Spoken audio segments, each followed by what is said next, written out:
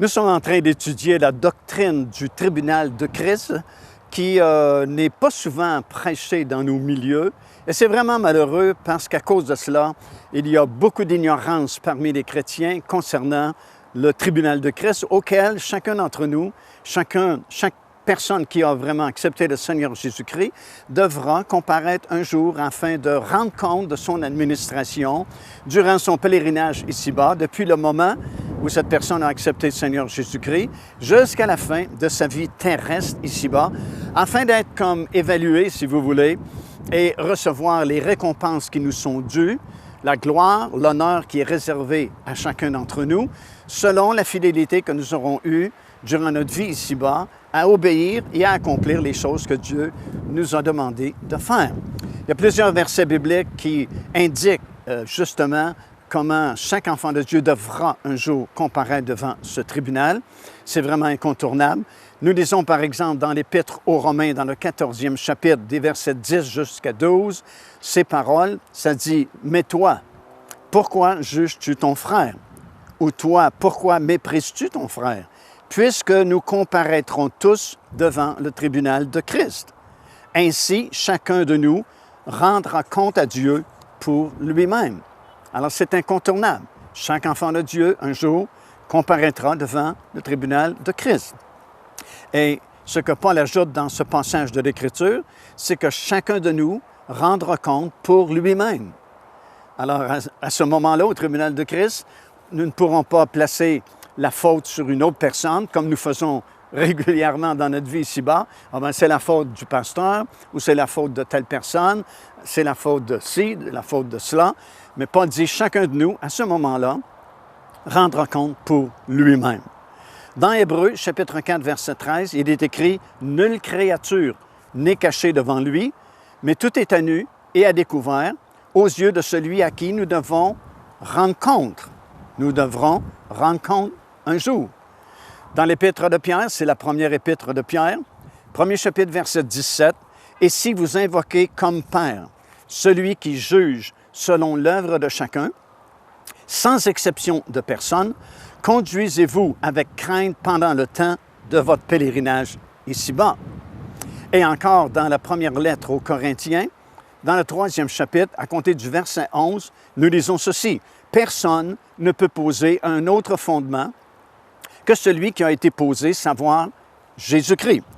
Or, si quelqu'un bâtit sur ce fondement avec de l'or, de l'argent, des pierres précieuses, du bois ou du foin ou du chaume, l'œuvre de chacun sera manifestée, car le jour la fera connaître, parce qu'elle sera révélée dans le feu, et le feu éprouvera ce qu'est l'œuvre de chacun. Si l'œuvre bâtie par quelqu'un sur le fondement subsiste, il recevra une récompense. Si l'œuvre de quelqu'un est consumée, il perdra sa récompense. Pour lui, il sera sauvé, mais comme au travers du feu. Dans ce passage, encore une fois, il est question de deux classes de chrétiens, chrétiens charnels et chrétiens spirituels. Il y a ceux qui ont bâti avec des matériaux de qualité et ceux qui auront bâti avec des matériaux de moindre qualité. En fait, il y a 6 catégories de matériaux qui sont mentionnés dans ce passage-là.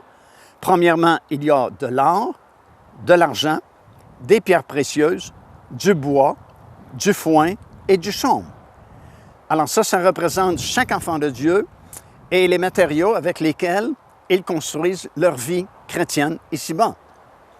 Il y a des gens qui, par leur attitude, leur motivation, leurs efforts, construisent avec de l'or, de l'argent et des pierres précieuses qui vont résister au jugement du tribunal de Christ. D'autres qui sont plus frivoles construisent leur vie chrétienne avec des matériaux de moindre qualité comme le bois, le foin, le chaume, Et évidemment, le feu du jugement va brûler ces matériaux de construction. Et ce qu'ils ont fait, les œuvres qu'ils auront accomplies, les actions qu'ils auront faites, ce sera détruit tout simplement par le feu et perdront à ce moment-là leur récompense.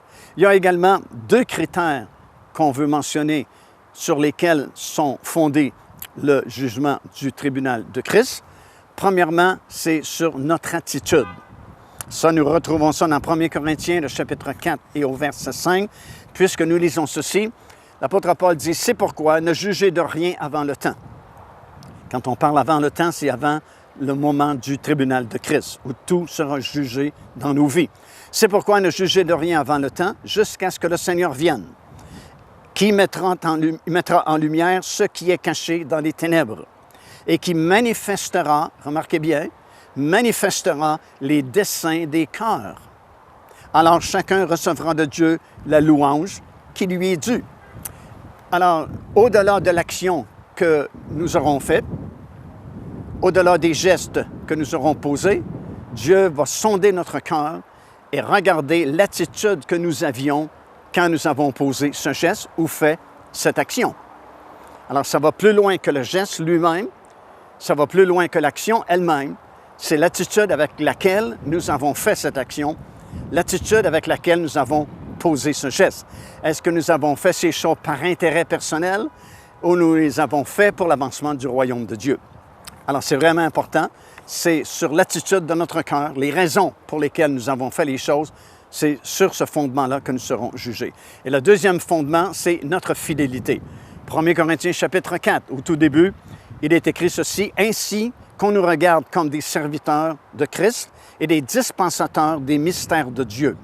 Du reste, ce qu'on demande des dispensateurs, c'est que chacun soit trouvé fidèle. » Alors voilà les deux fondements sur lesquels reposera le jugement du tribunal de Christ.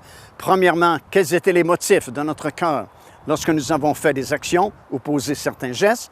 Et deuxièmement, quelle est notre fidélité à avoir obéi et à avoir servi Dieu durant notre pèlerinage ici-bas? Joignez-vous à nous afin de célébrer le Seigneur et entendre le message de la parole de Dieu par l'évangéliste Mario Massicotte. Venez recevoir ce que Dieu a préparé pour vous. Visitez notre site web www.paindevie.org afin de connaître notre itinéraire. Nous serions très heureux de vous rencontrer et de vivre des moments forts avec le Seigneur. Alors, nous serons jugés selon le dessein de notre cœur, la raison pour laquelle nous avons fait telle ou telle chose. Et deuxièmement, ce sera selon la fidélité que nous aurons eu à servir le Seigneur durant notre pèlerinage ici-bas. Alors, tout naturellement, il y a une autre question qui se pose, et c'est celle-ci. Sur quoi serons-nous jugés? Bien, premièrement, la Bible dit que nous serons jugés sur nos relations entre les frères et les sœurs dans le Seigneur, dans la famille des enfants de Dieu. Il y a plusieurs versets qui sont là dans le Nouveau Testament à ce sujet-là. Je vais vous en lire au moins un ou deux. Dans Hébreux, chapitre 6, et à compter du verset 10, nous lisons ceci. « Car Dieu n'est pas injuste pour oublier votre travail et l'amour que vous avez montré pour son nom, ayant rendu et rendant encore des services aux saints. » Alors, tous les services que nous rendons à nos frères et sœurs sont comptabilisés, sont écrits dans le livre de souvenirs, et à chaque fois que nous avons rendu service à quelqu'un, nous allons recevoir des récompenses pour cela. Dans l'Évangile de Matthieu, chapitre 10, verset 41, nous lisons ceci. « Celui qui reçoit un prophète en qualité de prophète recevra une récompense de prophète. » Wow, c'est fort ça! Même si vous n'êtes pas appelé prophète, mais vous recevez quelqu'un en qualité de prophète, vous recevez une récompense de prophète. Et celui qui reçoit un juste en qualité de juste recevra une récompense de juste. Et quiconque donnera seulement un verre d'eau froide à l'un de ses petits, parce qu'il est mon disciple, je vous le dis en vérité, il ne perdra point sa récompense. C'est pourquoi nous devons faire attention comment nous considérons nos frères et nos sœurs dans le Seigneur et comment nous agissons à leur égard, parce que Dieu voit toutes choses et il écrit toutes choses concernant notre vie personnelle. Deuxièmement, nous serons jugés sur la façon dont nous aurons utilisé nos talents et les dons que nous avons reçus, ainsi que les capacités que Dieu nous a données. Ces dons-là, ce ne sont pas donnés à une personne pour elle-même, mais pour contribuer à l'avancement et l'édification du corps de Christ. Par exemple, la parabole des mines dans l'Évangile de Luc, chapitre 19, de versets 11 à 26, démontre bien cela, et celle des talents, qui nous est proposée dans Matthieu, chapitre 25, des versets 14 jusqu'à 30, nous démontre clairement que nous devrons rendre compte un jour au Seigneur de tout ce qu'il nous a confié. C'est notre administration ici-bas sur la terre de ces choses et nous serons récompensés en conséquence. Nous avons reçu des talents et des dons afin que les personnes autour de nous puissent en bénéficier. Le serviteur dans ces paraboles qui avait caché son talent, qui n'avait pas utilisé son don, bien, on lui enleva tout simplement son don ou son talent. Il n'y a pas eu de récompense et on donna même sa récompense à celui qui avait utilisé le plus son don et son talent. Troisièmement, nous serons jugés sur la façon dont nous aurons administré notre argent et les biens qui nous ont été confiés par le Seigneur. Dans la première épître de Paul à Timothée, 6e chapitre, à compter du verset 17, ça dit « Recommande aux riches du présent siècle de ne pas mettre leur espérance dans les richesses incertaines, mais de la mettre en Dieu, qui nous donne avec abondance toutes choses pour que nous en jouissions. Recommande-leur de faire du bien, d'être riches en bonnes œuvres, d'avoir de la libéralité et de la générosité et de s'amasser ainsi pour l'avenir un trésor placé sur un fondement solide afin de saisir la vie éternelle. » Alors l'argent qui nous est confié, les biens, les possessions que nous avons durant notre pèlerinage ici-bas, nous serons jugés sur l'administration de ces choses-là. Et plus nous partageons nos richesses, plus nous partageons les biens qui nous ont été confiés, bien, plus on fait de bien, bien sûr, autour de nous, mais on se fait beaucoup de bien à nous principalement parce que nous serons récompensés en plus dans le monde à venir. Quatrièmement, nous serons jugés de quelle façon nous aurons supporté les épreuves et les tribulations durant notre vie ici-bas sur la terre. Dans l'Épître de Jacques, nous lisons au premier chapitre et au verset 12 que ça dit ceci, « L'homme, heureux plutôt, est l'homme qui supporte patiemment l'épreuve, car après avoir été éprouvé, il recevra la couronne de vie que le Seigneur a promise à ceux qui l'aiment. » Alors, dépendamment comment nous supportons l'épreuve ou la tentation, au lieu de murmurer et de critiquer et de chialer vraiment après Dieu, si nous supportons patiemment ces choses-là, wow, ce n'est pas perdu parce que nous recevrons la couronne de vie et des récompenses pour notre patience. Cinquièmement, nous serons jugés à savoir quelle a été notre conduite ici-bas, notre marche dans la sainteté ici-bas sur la terre. 1 Corinthiens chapitre 9, verset 24, ça dit « Ne savez-vous pas que tous ceux qui courent dans le stade courent tous, mais qu'un seul va remporter le prix. Courez de manière à le remporter. Tous ceux qui combattent s'imposent toute espèce d'abstinence et ils le font pour obtenir une couronne corruptible. Mais nous, faisons-le pour une couronne incorruptible. » Alors, c'est vraiment important de se discipliner, de marcher avec discipline dans le Seigneur, de s'entraîner vraiment pour pratiquer le bien. Et Paul fait la comparaison ici avec ceux qui participent à des concours comme les Jeux olympiques. Ils vont s'abstenir de bien des choses, vont s'imposer des règlements quelquefois très difficiles pour tenir leur corps en bonne santé et alerte et très énergique afin de remporter une couronne corruptible, une couronne qui va disparaître un jour, une couronne qui n'aura plus de valeur un jour. Mais Paul dit, faisons-le nous aussi, mais pour gagner une couronne incorruptible, une récompense qui va durer éternellement, pour toujours. Faisons attention à notre marche chrétienne. Ne soyons pas légers, ne soyons pas insouciants, mais vivons notre vie chrétienne pleinement, sachant que ce n'est qu'une étape vers la vraie vie, vers le monde nouveau, vers la cité, comme on a parlé précédemment, que Dieu est en train de préparer pour chacun de nous. Ici l'évangéliste Mario Massicotte qui vous invite à vous inscrire à notre lettre de nouvelles électronique. Et pour ce faire, il suffit de visiter notre site web au www.paindevie.org et tout en haut à la droite de votre écran, vous allez voir cet onglet sur lequel vous cliquez et vous vous inscrivez tout simplement. Ça vous permettra de recevoir des nouvelles du ministère de Pain de Vie et en même temps recevoir le bon enseignement de la parole de Dieu. Faites-le donc aujourd'hui même. Sixièmement, nous serons jugés selon ce que nous avons marché, selon la chair ou selon l'esprit, durant notre marche ici-bas. Wow! Quel jugement au tribunal de Christ! Avons-nous marché selon la chair? Sommes-nous ou avons-nous été un chrétien charnel ou avons-nous été un chrétien spirituel? Éphésiens chapitre 4, verset 17, nous lisons ceci. « Voici donc ce que je dis et ce que je déclare dans le Seigneur. C'est que vous ne devez plus marcher comme les païens qui marchent selon la vanité de leurs pensées. » Alors, si vous êtes un enfant de Dieu, avez accepté le Seigneur Jésus-Christ, vous ne pouvez plus marcher comme vous marchiez autrefois dans le monde. Il y a une marche nouvelle maintenant qui vous est indiquée par les principes de la parole du Seigneur. Et selon notre fidélité à marcher selon l'Esprit, nous serons récompensés au tribunal de Christ. Dans 2e épître de Pierre, 3e chapitre, verset 11, « Puisque donc toutes ces choses doivent se dissoudre, quelle doit être la sainteté de notre conduite et de notre piété durant notre pèlerinage ici-bas. » Septièmement, nous serons jugés sur la façon dont les pasteurs auront pris soin de leurs brebis. Alors là, il faut faire attention parce que souvent, on va critiquer les leaders de l'Église, les pasteurs, les évangélistes, les enseignants. Mais attention, eux-mêmes seront jugés un jour, à savoir comment ils ont fait leur ministère, comment ils ont pris soin des brebis qui leur a été confiées.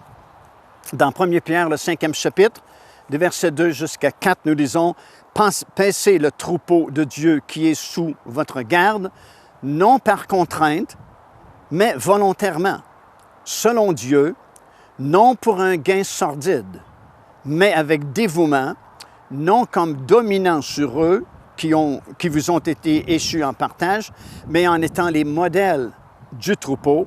Et lorsque le souverain pasteur paraîtra, vous obtiendrez la couronne incorruptible de la gloire. » Alors, c'est encourageant pour les ouvriers du Seigneur qui ont donné leur vie pour le ministère. Ils seront récompensés et auront une couronne incorruptible de gloire un jour. Dans Hébreux chapitre 13 et au verset 17, ça dit « Il veille sur vos âmes comme devant en rendre compte. » Alors, plutôt que de vous plaindre et de murmurer contre vos leaders spirituels, priez pour eux parce qu'un jour, eux-mêmes seront jugés. Et la Bible nous dit même que le jugement sera plus sévère pour eux que les simples brebis qui auront vécu leur vie chrétienne parce qu'ils ont eu une charge d'autorité dans l'Église du Seigneur Jésus-Christ et à cause de cela, ils seront jugés plus sévèrement. C'est pourquoi Paul, ailleurs, va dire que plusieurs personnes ne se mettent pas à enseigner parce qu'ils seront jugés plus sévèrement. Pourquoi? Parce que si tu t'es donné la peine d'étudier pour enseigner, c'est que tu connais plus. Et plus nous connaissons, plus nous devenons responsables. Hébreux chapitre 13, verset 17. « Il veille sur vos âmes comme devant en rendre compte. » Jacques chapitre 3, verset 1. « Mes frères, qu'il n'y ait pas parmi vous un grand nombre de personnes qui se mettent à enseigner, car vous savez que nous serons jugés plus sévèrement. » Huitièmement, nous serons jugés sur la façon dont nous aurons accompli notre travail dans le Seigneur. 1 Corinthiens chapitre 15, verset 58 dit ceci. « Ainsi, mes frères bien-aimés, soyez fermes, inébranlables, travaillant de mieux en mieux à l'œuvre du Seigneur, sachant que votre travail ne sera pas en vain dans le Seigneur. » Alors ça, c'est encourageant parce que souvent, notre travail n'est pas reconnu à sa juste valeur. Et un jour, vous serez récompensés pour tous les travaux que vous aurez accomplis dans le royaume de Dieu parce que Dieu n'est pas injuste pour oublier, dit-il, le travail que vous avez accompli. Neuvièmement, nous serons jugés sur de quelle façon nous aurons rendu témoignage du Seigneur Jésus-Christ.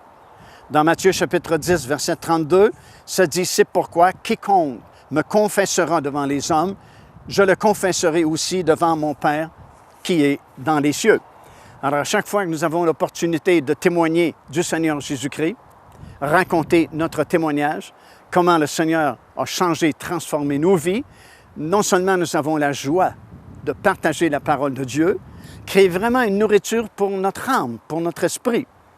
Parce que vous savez, Jésus, quand il était au puits de Jacob, les disciples lui ont apporté de la nourriture et il a dit « J'ai déjà mangé » parce que de témoigner la parole de Dieu, c'était ma nourriture. Mais en plus, nous serons récompensés. Dixièmement, nous serons récompensés si nous avons eu de la persévérance dans le Seigneur.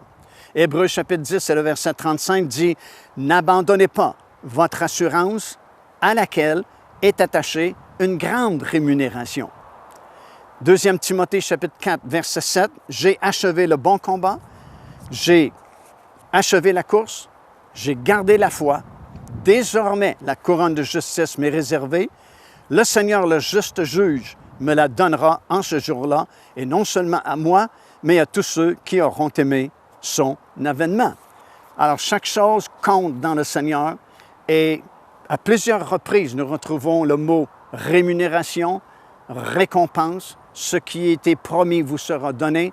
Toutes ces choses nous seront données au tribunal de Christ et nous entrerons pleinement dans nos récompenses, nos gloires et nos autorités que nous garderons éternellement. Procurez-vous cet enseignement disponible dès maintenant sur notre site web au www.paindevie.org. En visitant notre boutique web, vous pourrez commander ou même télécharger les enseignements. Vous trouverez aussi plusieurs autres produits contenant des centaines de sujets pour votre édification. Une autre grande question qui est souvent posée est celle-ci. Quand aura-t-il lieu ce fameux tribunal de Christ? À quel moment est-ce que nous serons jugés pour les œuvres que nous avons accomplies et les gestes que nous aurons posés durant notre pèlerinage ici-bas sur la terre? Bien, la parole de Dieu ne nous laisse pas dans la confusion puisque la réponse semble très claire. Plusieurs versets, en effet, indiquent que ce jugement aura lieu après le retour du Seigneur Jésus-Christ sur la terre à la toute fin.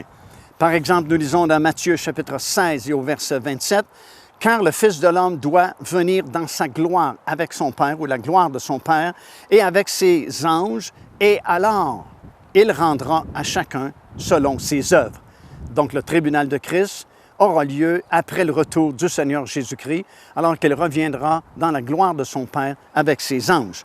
Apocalypse chapitre 22, verset 12, « Voici, je viens bientôt, et ma rétribution est avec moi, pour rendre à chacun selon qu'est son œuvre. » Donc, encore une fois, nous serons jugés sur nos œuvres que nous avons accomplies au moment où le Seigneur reviendra sur la terre. Les récompenses qui sont promises par Dieu sont de grandes motivations pour nous aider à marcher fidèlement dans notre vie chrétienne, marcher avec le Seigneur Jésus-Christ jusqu'à la fin de notre pèlerinage ici-bas. Lorsque Moïse a quitté l'Égypte, la Bible dit qu'il avait les yeux fixés sur la rémunération. Et il a jugé que la rémunération qui l'attendait un jour, c'était plus intéressant que les richesses qu'il possédait déjà en Égypte. Parce qu'à ce moment-là, Moïse avait les richesses de l'Égypte, avait un poste d'autorité dans le gouvernement égyptien. Il devait marier la fille de Pharaon et son avenir était vraiment assuré. Mais il a quitté l'Égypte parce qu'il a jugé que la récompense qui lui était réservée, c'était encore plus grand que l'argent, la richesse et le pouvoir qu'il possédait en Égypte. Dans Hébreux chapitre 11, verset 26, ça dit « Regardant l'opprobre de Christ comme une richesse plus grande que les trésors d'Égypte, car il avait les yeux fixés sur la rémunération. » Lorsque David, par exemple, a voulu combattre Goliath, une des grandes motivations qui l'ont poussé à combattre Goliath, c'est les promesses que le roi Saül avait faites à celui qui pouvait vaincre Goliath. Les promesses, c'était ceci, beaucoup de richesses, la fille du roi et l'affranchissement de la maison de son père en Israël. Nous lisons ça dans 1 Samuel, chapitre 17, et le verset 25 et 26.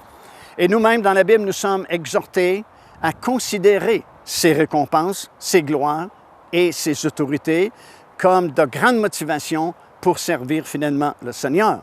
Dans la deuxième épître de Jean, 1er chapitre, verset 8, ça dit ceci, « Prenez garde à vous-même, afin que vous ne perdiez pas le fruit de votre travail, mais que vous receviez une pleine récompense. » Et plusieurs autres versets le mentionnent également. Quelles sont ces fameuses récompenses? Elles sont nombreuses et elles sont au-delà de toute mesure, comme dit l'apôtre Paul dans 2 Corinthiens chapitre 4, versets 16 jusqu'à 18. Il y aura différentes gloires, mentionnées dans 1 Corinthiens chapitre 15, verset 40. Nous régnerons avec Christ.